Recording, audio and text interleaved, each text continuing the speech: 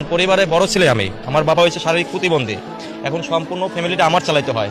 তারপরে ছোট ভাইটা বলছে যে এবার ঈদের মার্কেট মনে হয় করা হবে না। ওইটা খারাপ লাগছে খুব। ফোন দিচ্ছে, ভাই আমার জন্য কি একটা শার্ট কেনা যাবে না? এখন চিন্তা করতেছি যে ওর জন্য শার্ট কিনবো। আর ওরও তো একটা চয়েস আছে, ওরও তো একটা চাহিদা আছে, তাই না? ওরে তো যেমন তোমার একটা কিনে দিলে তো আর হবে না, ও তো 5টা মানুষের সাথে চলাফেরা করে। এই হিসাব করে এখন চিন্তা করতেছি, এখন বাড়ি টাকা পাঠাবো নাকি ওরে শার্ট কিনে দেবো, নাকি আমার বোনের কিছু দেবো, নাকি বাপ মার জন্য কিছু দেবো। দেখা যায় এখন যদি মার্কেট করি, আমি স্যালারি পাইছি কত, 17,000 টাকা পাইছি, স্যালারি কম চাচ্ছে, ঠিক আছে। এখন এখান থেকে 15,000 টাকা বাড়ি পাঠাই দিছি, বুঝতে পারছেন? এখন আছে আমার দ্বারা 2,000 টাকা আছে, ওটা দিয়ে এখন আমার ম্যাচ চালাইতে হবে, এখানে আমার খাইতে হবে। এখন টার্গেট আছে ঈদে একটা ডিউটি করবো, ঈদে ডিউটি করে যদি ওইখান থেকে কিছু টাকা পাই তাহলে বাড়ি কিছু পাঠাবো।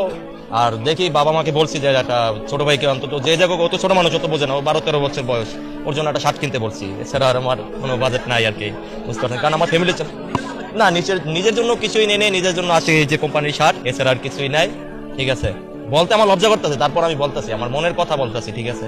আমারও মন চায় যে আমার ফ্যামিলিটাকে আমি বছরে একবার একটু কিছু কিনে দেই বা কিছু কেনাকাটা করে দেই, ঠিক আছে। কিন্তু আমার ওই জায়গায় শখ আছে, কিন্তু সাধ্য নাই।